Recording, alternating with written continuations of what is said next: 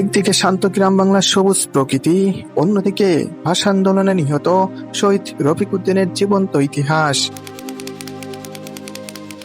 সরু মেঠো পথ আর নিস্তব্ধ পরিবেশ।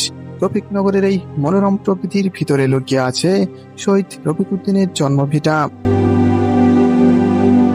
যখন শহীদ হয় তখন এখানে একটা ঘর ছিল, বড় একটা সোসাইলা ঘর ছিল, ওই পাশে একটা পাকের ঘর ছিল, আর ওখানে একটা বাংলা ছিল।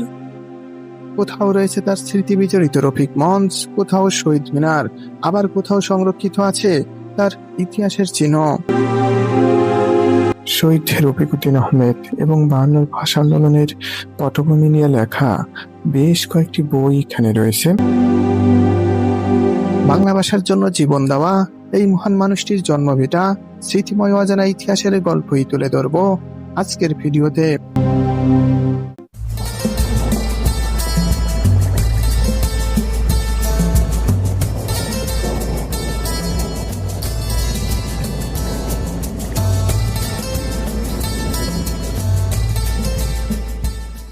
ভ্রমণ তথ্যের পর্বে শুভেচ্ছা জানাচ্ছি আমি সালাউদ্দিন শিকদার।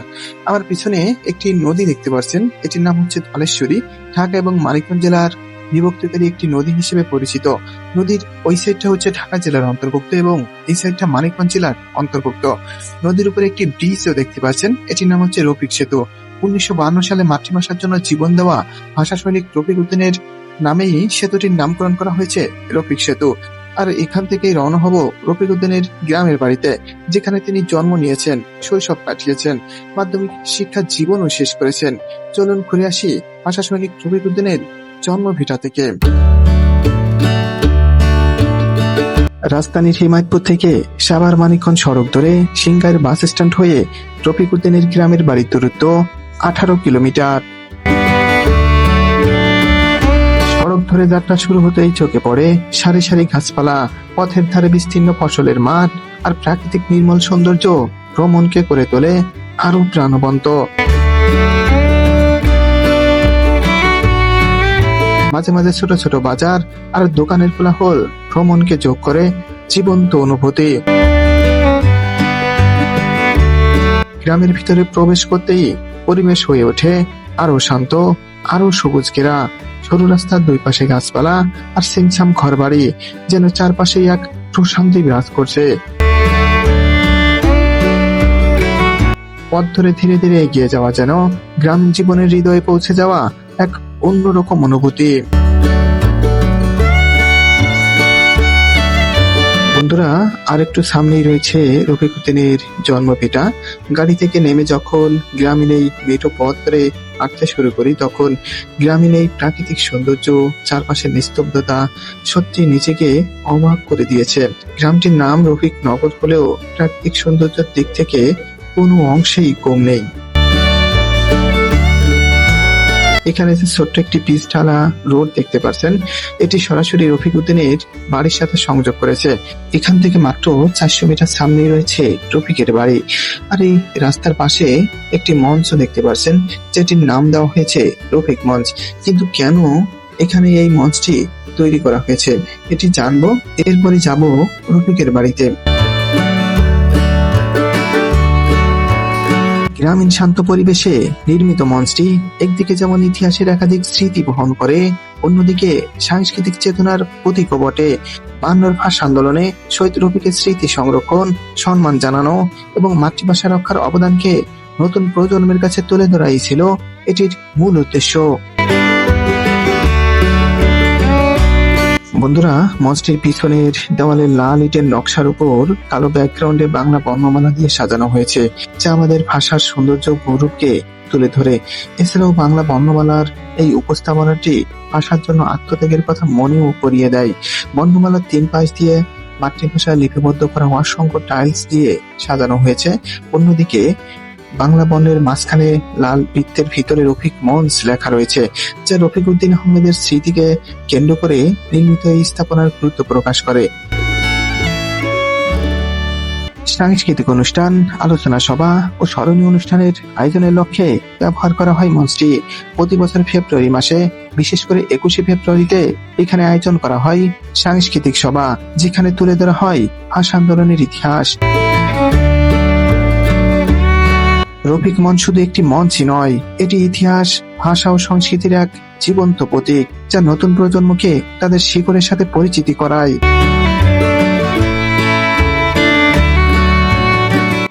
দর্শক, রফিকনগর গ্রামে রফিক উদ্দিনের নামে যে শহীদ রফিক মঞ্চ তৈরি করা হয়েছে সেটি সম্পর্কে কিছুটা জানানোর চেষ্টা করছি। এখন যাব তার জন্মভিটায়, যেখানে তিনি জন্ম নিয়েছেন, শৈশব কাটিয়েছেন, আর যেতে যেতেই জানাবো রফিক উদ্দিনের পরিচয় সম্পর্কে। 1926 সালের 30 অক্টোবর মানিকগঞ্জের সিংগাইর উপজেলার পারিল গ্রামে মাতা রাফিজা খাতুনের গর্ভে জন্মগ্রহণ করেন রফিক উদ্দিন আহমেদ। 5 ভাই ও 2 বোনের মধ্যে রফিক ছিলেন সবচেয়ে বড়। 1949 সালে স্থানীয় বাইরা উচ্চ বিদ্যালয় থেকে মাধ্যমিক শিক্ষা সম্পন্ন করে মানিকগঞ্জের দেবেন্দ্র কলেজে ভর্তি হন, কিন্তু পড়াশোনা শেষ করার পূর্বেই ঢাকায় চলে আসেন তিনি। পিতা আব্দুল লতিফের মালিকানাধীন একটি ছাপাখানায় কাজ শুরু করার পাশাপাশি ঢাকায় তৎকালীন জগন্নাথ কলেজে ভর্তি হন। কিন্তু 1952 সালে 21শে ফেব্রুয়ারি রাষ্ট্রভাষা বাংলার দাবিতে মিছিলে অংশগ্রহণ করলে পুলিশের গুলিতে নিহত হন তিনি। পরবর্তীতে তাকে ঢাকার আজিমপুর কবরস্থানে সমাহিত করা হয়। সামনেই দেখতে পাচ্ছেন যে একটি শহীদ মিনার, আর তার সাইডে রয়েছে রফিক উদ্দিনের বাড়ি। মূলত ভাষা শহীদদের স্মরণে এবং রফিকের সম্মানের থেকে এই শহীদ মিনার এখানে তৈরি করা হয়েছে। বন্ধুরা, প্রতি বছর 21শে ফেব্রুয়ারি গেলেই শহীদদের স্মরণের পাশাপাশি এক ভিন্ন ধরনের সংস্কৃতির আয়োজন করা হয় এখানে। সবচেয়ে বড় একটি বিষয় হচ্ছে যে ভাষা শহীদ রফিক উদ্দিনের বাড়ির পাশেই করা হয়েছে এরকম একটি আয়োজন। এই দিনটি যেমন আবেগাপ্লুত তেমনি আনন্দমুখর পরিবেশও বটে। এখানে এসে পরিচিতি হলাম এক স্থানীয় ব্যক্তির, যিনি প্রতি বছর এখানে 21শে ফেব্রুয়ারি যে আয়োজন করা হয় সেই কমিটির একজন। তিনি ভাষা শহীদ রফিক উদ্দিন সম্পর্কে আমাকে জানান। এই জায়গার নাম হচ্ছে পারিল, বলা চলে আর কি, পারিল উত্তর বাড়ি। এখানে ছোটকাল থেকে এখানেই ছিলেন এবং ওই আপনার বাইরা স্কুল থেকে লেখাপড়া করছেন। তারপরে ঢাকা ইউনিভার্সিটিতে গেছে, ওখানে ইউনিভার্সিটির ছাত্র ছিলেন। তো যখন উনি 52তে যে শহীদ হয়েছে তখন উনি কিন্তু ওনার বিয়ের কথা ছিল আর কি, উনি বিয়ের বাজার করতে গেছিল আর কি ঢাকাতে। তো ওই মিছিল পড়ে গেছে, তখন মিছিলে চলে গেছে ইউনিভার্সিটিতে, তখন পরে লেখাপড়া করেন ইউনিভার্সিটিতে। ওখানে যাই আর কি গুলি খায়। বন্ধুরা, এই বাড়িতেই জন্মগ্রহণ করেছিলেন রফিক উদ্দিন আহমেদ। শৈশব কাটিয়েছেন, মাধ্যমিক শিক্ষার জীবনও শেষ করেছেন এখান থেকে। বর্তমানে এখানে 2টি ঘর রয়েছে। রফিক উদ্দিনের ইমিডিয়েট যে ছোট ভাইয়ের সন্তানেরা এখানেই থাকেন। আমি চেষ্টা করব তাদের সাথে কথা বলার জন্য এবং রফিকের স্মৃতিস্বরূপ কোনো কিছু আছে কিনা সেটিও জানার চেষ্টা করব। বাড়ির ভিতরে প্রবেশ করতে আমাকে সহযোগিতা করেছেন স্থানীয় এই ব্যক্তি, তাকে অসংখ্য ধন্যবাদ। বাড়ির ভিতরটা ছিল এক অন্যরকম পরিবেশ, চারপাশে নিস্তব্ধতা, প্রাকৃতিক সবুজে মোড়ানো, গাছপালা মনে করিয়ে দেয় রফিক উদ্দিনের স্মৃতিময় আত্মত্যাগের গল্প। যখন শহীদ হয় তখন এখানে একটা ঘর ছিল, বড় একটা শৌচালয় ঘর ছিল, ওই পাশে একটা পাকের ঘর ছিল, আর ওখানে একটা বাংলা ছিল। 4 ভাই, 4 ভাইয়ের মধ্যে উনি ছিল। 3 ভাইয়ের মধ্যে এখন 1 ভাই বাসা আছে, উনি থাকে মানিকগঞ্জ দেবেন্দ্র কলেজের সামনে একটা জায়গা দিয়েছে ছোট, ওখানে। আমি এখন যেখানে দাঁড়িয়ে রয়েছি এটি হচ্ছে রফিক উদ্দিন আহমেদের জন্মস্থান। এখানে ছোট্ট একটি ঘর ছিল, আর এই ঘরের ভিতরে তিনি জন্ম নিয়েছিলেন। বর্তমানে এখানে সেই ঘরটি এবং তার স্মৃতিময় কোনো কিছুই নেই, শুধু এখানে জায়গাটি পড়ে আছে আর তার চারপাশে কিছু গাছপালা, তার মাতা রাফিজা খাতুনের খবরটি রয়েছে। তবে বাংলাদেশ সরকার যখন রফিক উদ্দিনের স্মৃতি সংরক্ষণের জন্য চেষ্টা চালায়, তখন তার ব্যবহৃত চেয়ার, টেবিল, পাঞ্জাবি সহ বেশ কিছু জিনিসপত্র পাওয়া যায়, যা রফিক স্মৃতি জাদুঘরে সংরক্ষণ করা রয়েছে। বর্তমান এখানে যে ঘরটি দেখতে পাচ্ছেন, এই ঘরে থাকেন রফিক উদ্দিনের ছোট ভাইয়ের সন্তানেরা। কিন্তু তারা বাড়িতে না থাকার কারণে তাদের সাথে কথা বলা সম্ভব হলো না। তবে স্থানীয় এই ব্যক্তিটি আমাকে জানালেন যে রফিক উদ্দিনের অন্য ভাইয়ের সন্তানেরা থাকেন রফিক মঞ্চের সাইডে, যেখানে গেলে তার সাথে কথা বলা যাবে। আমি এখন সেখানে যাব এবং তার সাথে কথা বলবো। বাপ-দাদার মুখ থেকে শোনা চাচা রফিক উদ্দিনের স্মৃতিময় কোনো কিছু মনে আছে কিনা জানার উদ্দেশ্যে রওনা হলাম। আমি আর স্থানীয় লোকটি বাড়ির ভিতরে প্রবেশ করেই দেখা হলো রফিক উদ্দিনের ভাতিজা সাহেবের সাথে। চাচা রফিকের কথা জিজ্ঞেস করতেই বেশ সময় ধরে শোনালেন তার আত্মত্যাগের গল্প। তো যখন মারা গেছে ছাত্র অবস্থায়, তখন তার বিয়ে শাদী করে নাই। আমার আমরা হলো 5 ভাইয়ের মধ্যে উনি বড় ছিল সবার। আর আমার আব্বা ছিল ওনার ছোট। যখন আপনার বাড়িতে তো গেছেন, বাড়িতে এখানে জন্মগ্রহণ করছে। তারপর এক সময়